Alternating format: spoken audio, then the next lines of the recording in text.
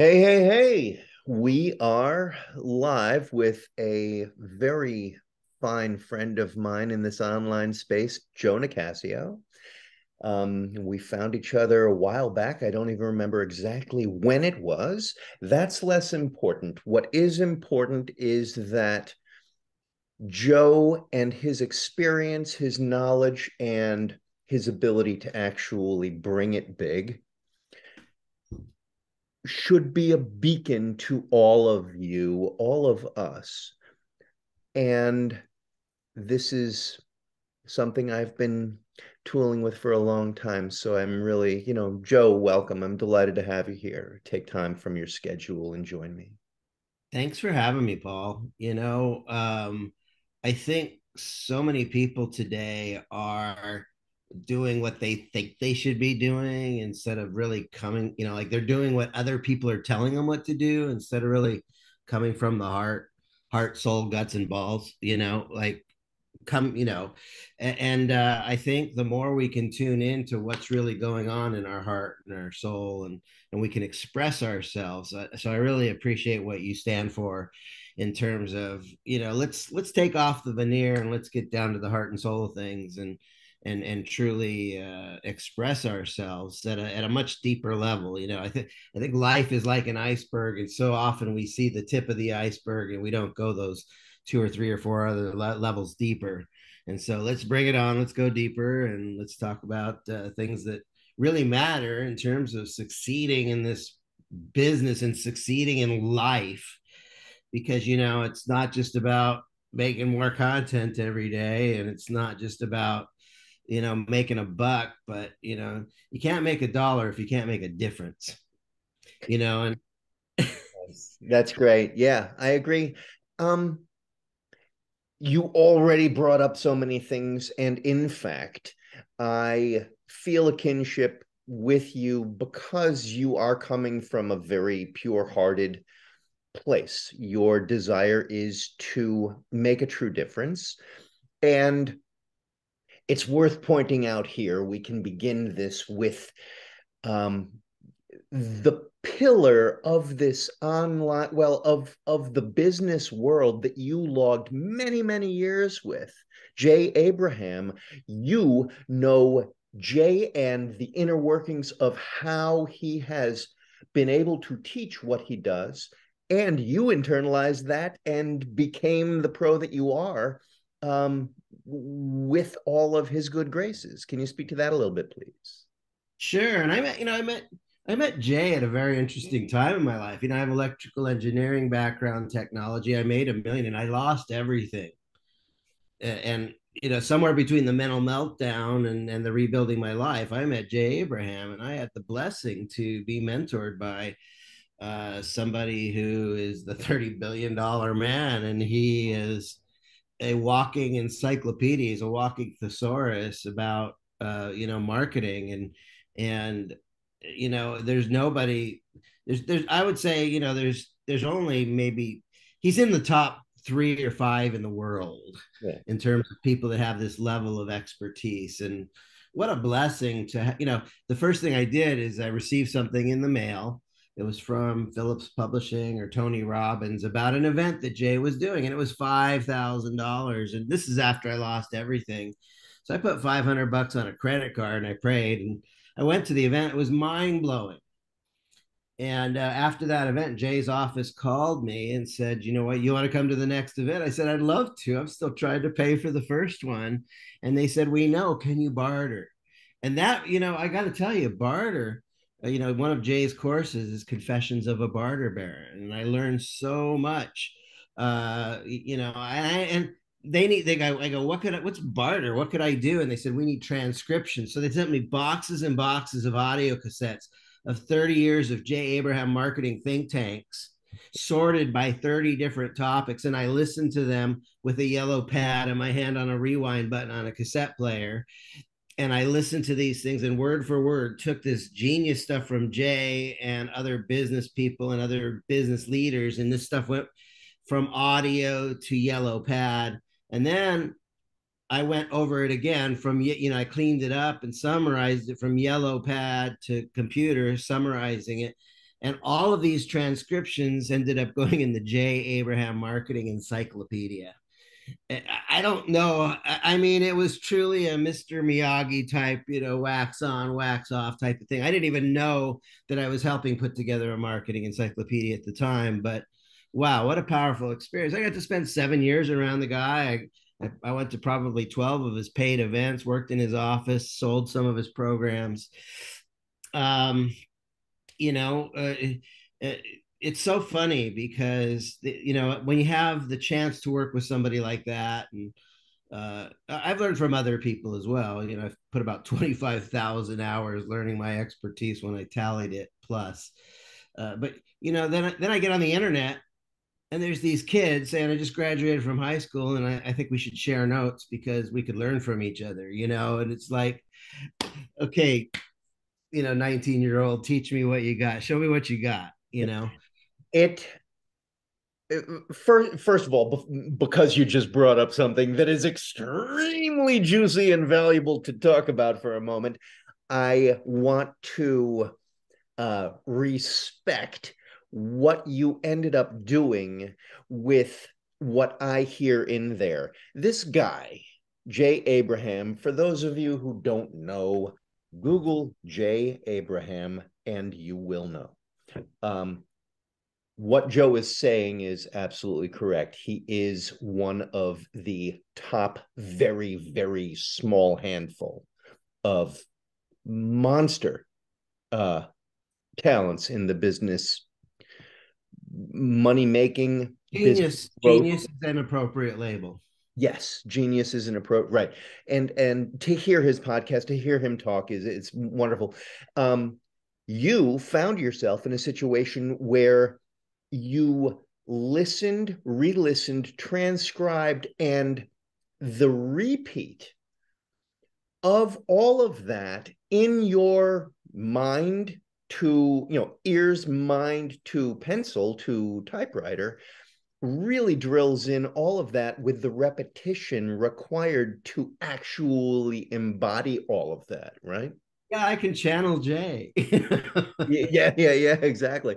And I think the reason you've been so valuable and productive in your life has a lot to do with the ways you've internalized that and then form fit it, custom fit it, not only to what your liking is, but also knowing how to have a good instinct to form fit it to your clients.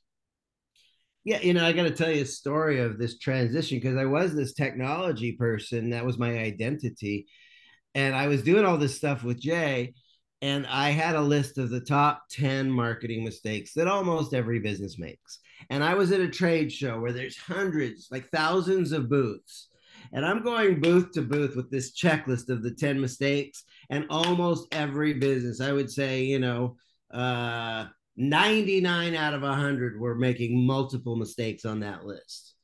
And something happened within me that it's like, oh my gosh, everybody's making these mistakes. I can help all of these people. And I wanted to help them all. And you know what? Then they start asking the questions like, oh, tell me about your business successes. Well, I just lost over $1 million. And they didn't Always. think they could learn from me. But the truth was that was the day when I was at that trade show and I was seeing all these people making mistakes. A switch flipped in my brain and said, you are no longer a technology person. You are now a marketing and business consultant. Because when you see people making mistakes and you just simply, Jay calls them if you keep the mistake, it's called a marketing mistake. But if you fix the mistake, it becomes a marketing multiplier. Right. Marketing multiplier. Very good. So let me just give you an example. Yeah, go ahead. Go ahead. So one mistake is making it difficult for people to buy from you. It's like people. Have you ever made this experience where you pick up the phone to buy something and you end up in some automated system and you can't even talk to a human being and it's like, to hell with it. I don't need it that bad. Well, this happens in many businesses, and so that will kill your business. But if you fix it, if you make it simple and easy and fun and appealing for people to do business with you, guess what? The doors start flying open and more people do business with you. And it changes things quickly. That's just one of the mistakes Right. that when you fix it, everything busts open for you. The um I don't want to forget what you mentioned about the 19-year-olds who are, hey, let's trade info because I'm sure we can learn things from each other. There is um in keeping with my one of my favorite movies, Cat on a Hot Tin Roof. The Tennessee Williams play, fantastic play, and Big Daddy says toward the middle end of the movie, they're talking about um, mendacity, lying. And he says, there's a lot of mendacity. It sure feels like this room is full of mendacity. And in fact, we are in this online space where people have a hard time actually gauging what's the real deal, which is why I espouse what I espouse. And I'd love you to speak to that a little bit. Yeah, you know, there's this thing. Landmark, they have this circle that they draw, and it's like everything to be known in the universe. And there's like a little sliver of what you know that you know. And then there's another sliver of what you know that you don't know. And then there's another sliver of what your wife is like, what you think you know, but you really don't know. But most of the circle is what you don't know that you don't know. And somebody learns something cool and they feel like they have the whole circle and they really have a little slice of the circle. Um, it's I think it's really cool when people get an epiphany and they find a little piece of truth. One of the things about me is I made a million and lost everything. And at some point, I quit caring about the money and I went on an obsessive compulsive quest for the truth of what really, really, really, really works in business. And you come to find out that the body of knowledge, you google the answer, how do I grow my business, and it's like you get this big pile of manure that comes at you, and you have to sort through the manure to find the little flecks of gold, or you get this big pile of broken glass, and hiding in that glass is some little diamonds. And so this is what I've been doing for the last 25 years, is sorting through the manure to find the gold. Because one of my signature talks is almost everything you've learned about business is a big fat lie, mendacity, if you will. And people say things like sales is a numbers game. No, sales is not a numbers game. If you treat people like a number, you deserve all the sales you don't get. Okay. When you treat people like a number, you're objectifying them and you're not even treating them as a human soul. Shame on you. You're doing the same thing. They say men treat women as sex objects. Well, women treat men as success objects. But we can't just treat people like a number. Sales is not a relationship. It's not a numbers game. It's about relationships and connecting with people and caring about people and having compassion about people. And, quit coming at me with, you want to make more money. It's like, I'm not driven by that. I'm driven by transformation. I'm here to make a difference in your life. My background, I used to troubleshoot high tech electronics. Now I troubleshoot businesses and business owners and business processes, because think of your business as like a machine. Your business is like a machine. And, that machine isn't working as good as it should. So let's troubleshoot, let's pinpoint what's stopping you from having the flow out of that machine. Business is like a living organism. Like, you ever see that TV show House? Yeah. He's the guy that's the expert at diagnosing. It's like the doctors are misdiagnosing and they're giving the medicine and the guy's getting sicker. Okay. It's like, because the problem you think is the problem isn't the problem at all. And I would say that one of the things that's happened as a result of blending what I learned from Jay Abraham and my electronics troubleshooting is I've become that house of business where I can diagnose and forensically discover what's working, what's not. Let's pinpoint. And it's very challenging because the marketplace is very noisy with people that have a lot less competence and expertise than me. And I'm gonna tell you something. I lost a sale last week. Okay. This guy reached out to me. He's like, I totally get where you're coming from. We're on the same wavelength. We did a discovery session. I told him I can totally help you. I put an offer out in front of him and he kind of gave me the not now, and I didn't push it. I wasn't pushy because I'm not pushy. If you want the help's available. Other than the money, do you want my help? Yes. Okay, let's work out the money. Okay. I contacted him 3 days later. It's like, I'm excited to work with you. He's like, well, I hired another coach. And I was like, it really, it's like I knew I could help this guy. But he did, and I know who he went with. And she's good at the mindset stuff, but there's a lot more dimensions to business than just mindset. It's marketing, it's relationships, it's distribution channel, it's what's your business model, it's what's your irresistible offer, it's your systems and your procedures and your processes. There's a lot of moving pieces to a business. It's not just mindset.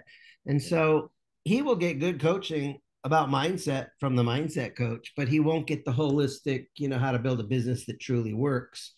He won't get the doctor house. He won't get that comprehensive healing that he needs to really make his business work. So, I lost the sale because I wasn't pushy.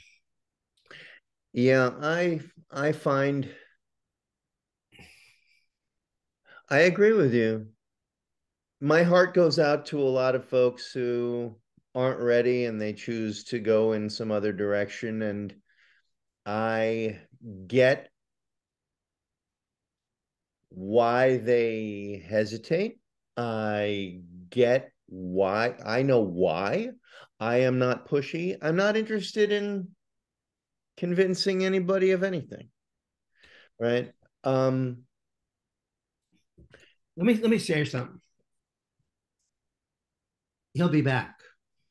yeah, Because I'm the guy. Go ahead and spend money. You know, you can spend a lot of money with Anthony Robbins and get Anthony Robbins coaching, but you're not going to really get Anthony Robbins one-on-one. It's like Anthony Robbins doesn't know your name. Okay, but I do. I know, so I'm the guy. Go ahead and spend money on stuff that doesn't work. Go ahead and spend money on programs because it feels good. Go ahead and go to Grant Cardone's 10X thing and, go rah, rah, but your business won't grow. And then when you're tired of spending money on crap that doesn't work, you're going to come to me. And what's going to happen is we're going to roll up our sleeves. We're going to get to work and we're going to figure it out. We're going to get your machine working. right. So, he'll be back. Yeah, you follow up and see, and there's a I know that there are a lot of people, my interest is to give people enough time to absorb what it is so that they get where I'm coming from, and then I give them an opportunity to raise their hand and say I'm ready, and then I can talk to them about things. That's a I very healthy perspective, by the way. It's the farmer, okay? The farmer plants the seed and he waters, and then, does the farmer say, I want this to apple to be ripe, 5 days, it's like saying, I want a baby in 7 months. It doesn't work that way. Okay. So what the farmer does, he does something really cool. He walks the fields and he looks at this avocado, says not ready, not ready. He looks at another avocado, oh, it's ready. And the language is be there when it's now.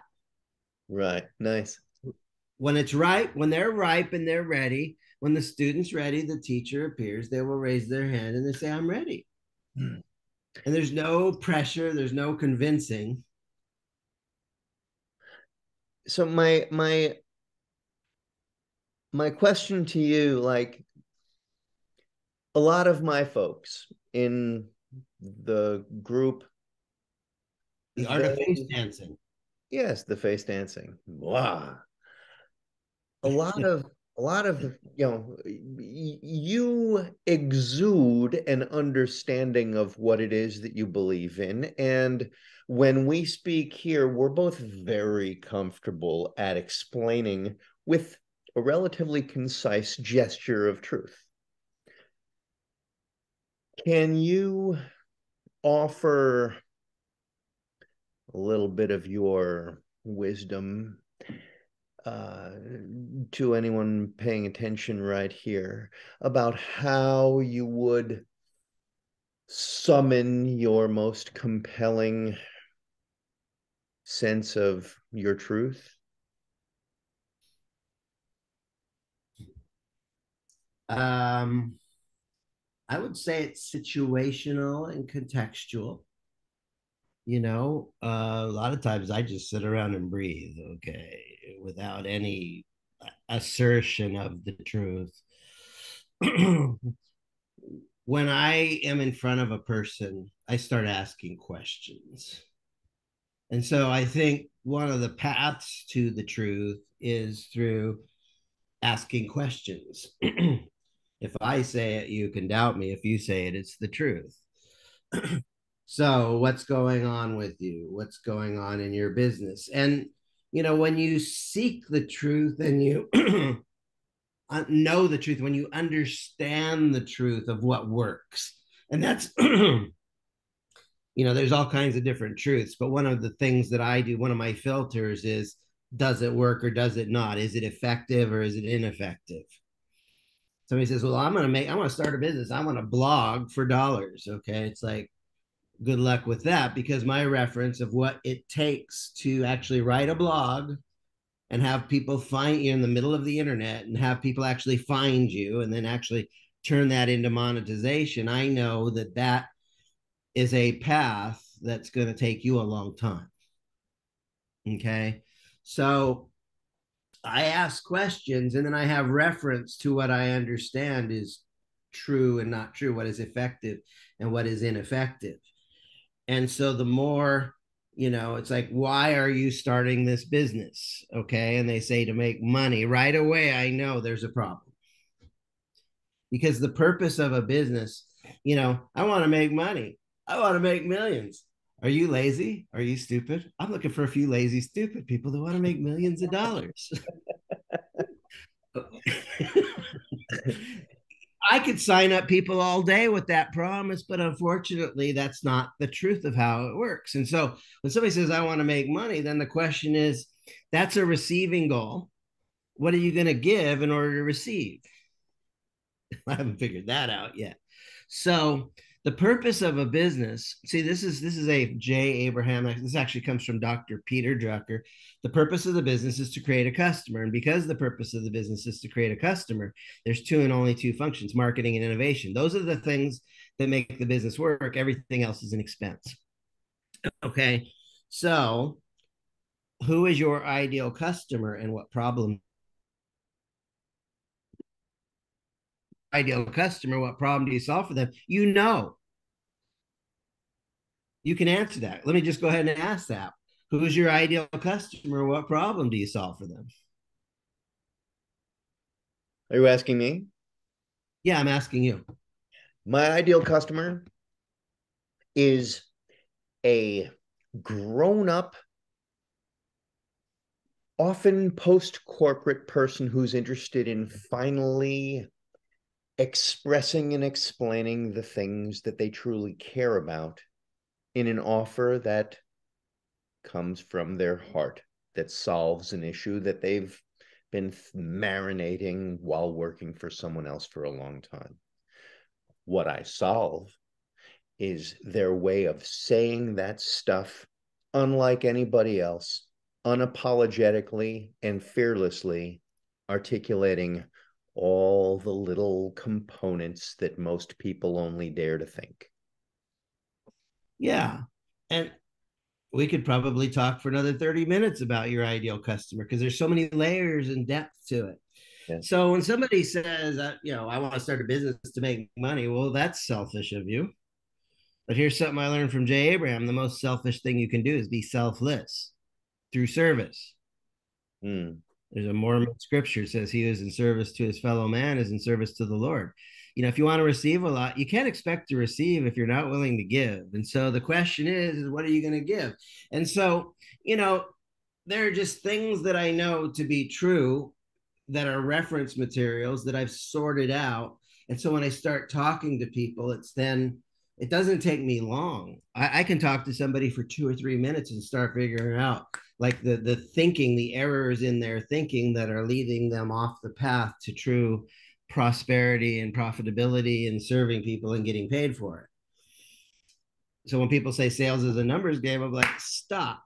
You know, when they say that it takes money to make money, I'm like, stop. That's not true. It doesn't take money to make money. It takes customers to make money.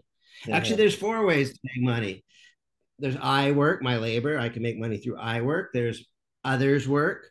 I can, Jay Abraham, when he was a kid in Indianapolis, he got a contract with the city of Indianapolis. I think it was $20 a fire hydrant to paint them.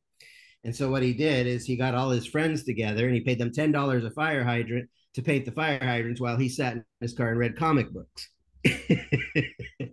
So there's I work, there's others work, there's ideas work. Your intellectual property has value. And then finally money work where you can use money to make money. But do you have any idea how many people are stuck? They say, I want to start a business, but I don't have any money. So that's stopping me. And I can't make money. And I'm a victim and I'm a loser. And I can't do anything until I get an investor because an investor will save my life. Just give me $1 million and I can make a business work. No, you can't. If Yeah. you're going to take that money, you're going to blow it. You're going to do stupid stuff with it. You know, I've come So I've come from the go it's ahead. it's a funny field, the world of performance where I've been in that world for a very long time. Most dancers, actors, singers, whatever it is, painters, poets, um, will make almost nothing from their art ever, no matter how good they are. And there's only a few that actually gain traction and turn it into a, profitable thing. And perhaps that's similar to the world of business, though people in business understand the value of investing in themselves money wise, whereas a lot of artists often are hesitant because they've done what we can consider sweat equity in their training for their entire lives. Yeah, well, let me speak into that because, first of all, there are artists that are wealthy. Yeah. Wyland has done well. Look up a guy named was it Jack Storms out of Santa Barbara. He does cold glass. It's gorgeous stuff. I'm Mm. sure he's not suffering. There's a guy that does money art. He actually cuts up money and then turns it into art. He's doing very well. But let me tell you something. I'm going to say something to all you artists out there that are listening. The reason you're not making money is because you're selfish. You love your art so much, but here's the problem. And I learned this from Jay Abraham. One of the biggest problems we make in business is we fall in love with our products and services, and we need to fall in love with our customers, the people that pay us money. Because when you start thinking about serving a customer with your art and using that art to make their life better, to make their environments better, to make when you start being selfless and using your art and your expression as a way to improve the lives of the people that you serve, if you're not making money, it's because you're not serving anyone. Art can be a very navel gazing, solipsistic, selfish thing for sure. And you And can do that. You can do that. I enjoy making my art, but when you make the shift that I enjoy making my art and I enjoy sharing it with customers that pay me even more, that's when the cash register will start to ring. That's when money will flow your way and you'll start to prosper as an artist. And it's a simple fix, actually. yeah, I was fortunate enough to, well, I grew up with two parents who had a mom and pop shop in, a wing of our house. And that stuck with me when I created my first performance group, and I thought it was very cool stuff. So I went about the business of finding us an agent, finding us some contracts, and I got us some jobs, and that turned into getting us, an agent in New York, and that agent asked me all the necessary questions to customize what we do so that it works within the larger sense of, the people who want to pay us money to come to their theater so that we can deliver like gangbusters for exactly the type of people that they want to bring, right? Yes. Let me tell you a That true story. I took a class through Landmark Education on effectiveness.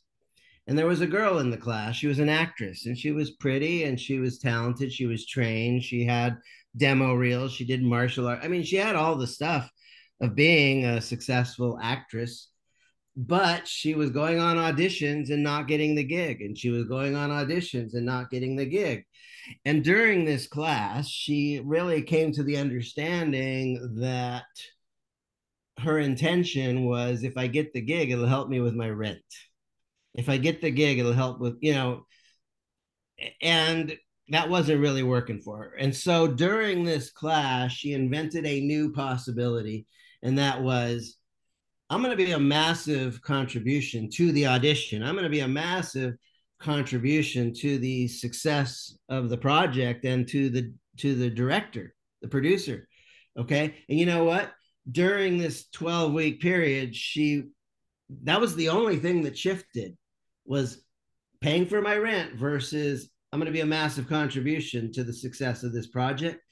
During that time, she got a paid commercial, TV commercial. She got another TV commercial. She got a Netflix gig and she got a TV commercial. And the thing that shifted was, I'm going to do this for me to make money versus I'm going to help everybody else succeed. And boom, the cash started coming in. Wow, nice. Right. It doesn't it doesn't need to be about some kind of, glorious, badass, giant service of huge value. It can be something a little more or far more esoteric when the intention is to be of service in ways that are actually felt and ingestible by the, people out there. Then you will have an offer that becomes very clear and can flourish. And I want to say this about you because you live this. And I want you to actually use the words, I am a massive contribution to the clients I serve, because I think you can say it completely authentically. Go Thank you. ahead. Go ahead. I Just, am a massive contribution to those that I serve. yeah, you are. And that's why you're kicking ass. That's why you're making money. That's why you're making a difference in the people that hire you when they sign up for one of the, the art of face dancing, because they're not just buying a product, they're not just buying a service, they're not buying a class, they're getting you. You pour your love, your spirit, your heart, your soul, your years of training into another human being, not selfishly, but to help your clients flourish. And this is exactly, and thank you, by the way. And this is exactly why we're talking, because we've had conversations, in our past together, and you are of the same belief systems that I hold within. And it's this way of seeing what it means to contribute that allows both you and me and so many others, and I hope that anyone watching this gets it enough to reach out to you, because you are, I love the mutual vibe that we both share. It allows us to go to bed at night feeling comfortable, wake up feeling like, this is the right thing, and we're not greedy scumbags. And No, I got a message this week. I started this thing called Employee Escape Plan. I transform employees into entrepreneurs. So I help you build a business you love so you can escape the job you hate. I got a text message this week from Nina. Nina hired me 3 4 months ago, 4 or 5 months ago, something. But she sent me a text message. I was able to give my 2 weeks notice because the business I helped her start is giving her enough income and confidence that she can now leave the job she hates because she's got her own business now. Man, that warms my soul. Right. And then I got another call this week. Jason Chase. I met him years ago. He was amazing healer, massage therapist, but he was living out of his car when I met him. And I helped him go from living out of his car to 6 figures a year.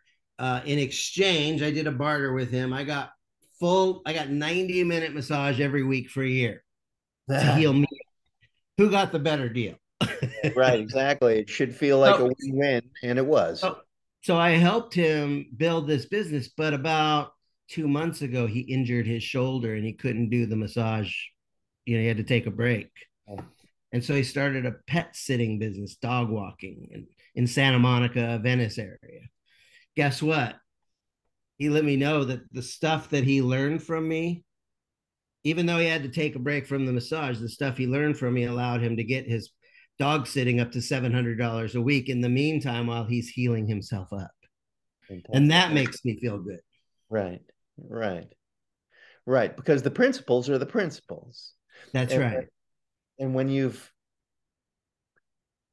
you've put it out there in a clear way that educates someone so that they can, it's the giving a fish versus teaching them to fish thing.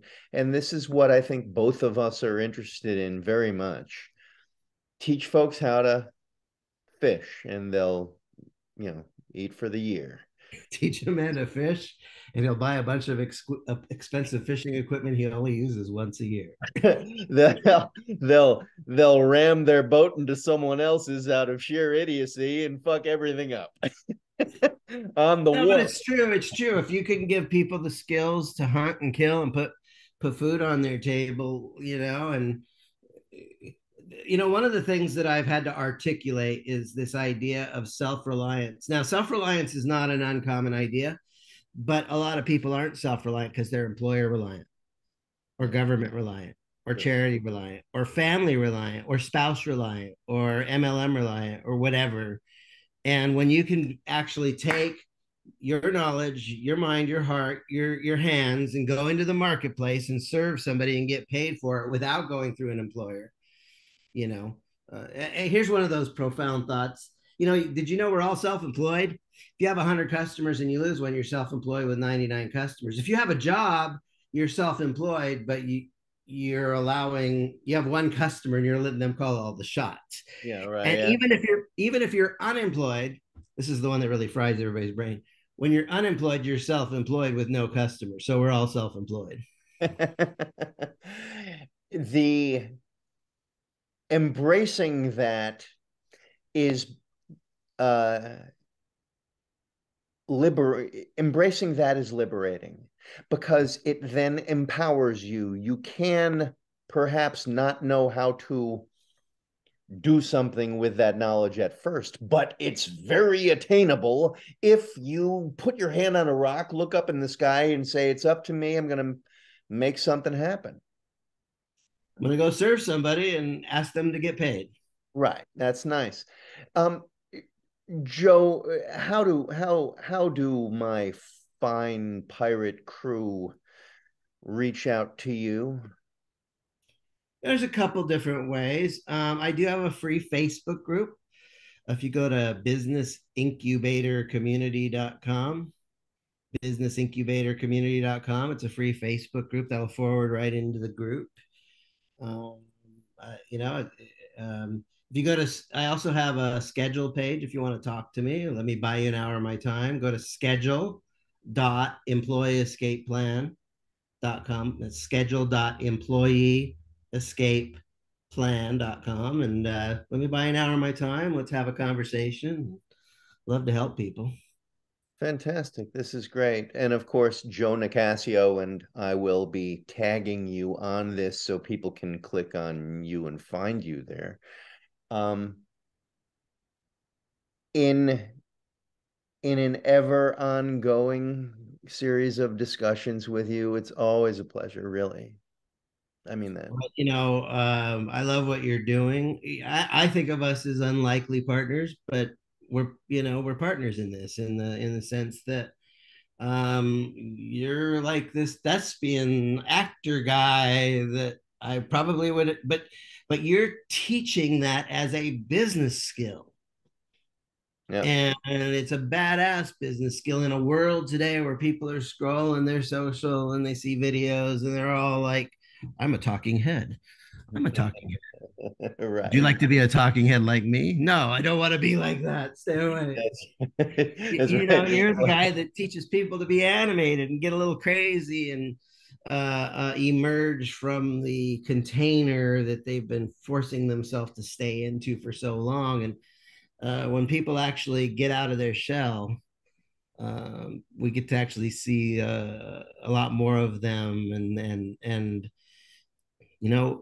For all of you listening out here, you are a child of God. You are a child of divinity. Every single person has magic in them. You have magic in you. You have skills in you. You have talent. You have unique insights, and the world needs you. The world needs you to show up fully, not partially, fully. 100% agree with that. You know I do. And uh, for all of you watching this, you can fill up pages with the little golden nugs that have been revealed here. And it's still just the tip of the iceberg when it comes to unveiling and unleashing everything that you truly can. So please, I urge you to not put off reaching out to Joe to get what you deserve from business and turn it into value for so many other people out there. This is not a selfish thing. This is you bringing your badassery to people who deserve the difference you can make in their lives, courtesy of people like Joe and me who offer different aspects coming from the same heartfelt core place. Yep. Yeah. Yeah. The world needs you to show up fully. And God didn't give you all those gifts for you to selfishly hide them and keep them secret from the world. Yeah. God gave you those gifts to serve others, to share with others, to make other people's lives. And it really is true. The most selfish thing you can be is selfless. The more you're selfless, the more you give and share and serve and contribute, pour yourself into others, the more you're a massive contribution to serving others, the compensation is inevitable. The money is inevitable. The rewards are inevitable.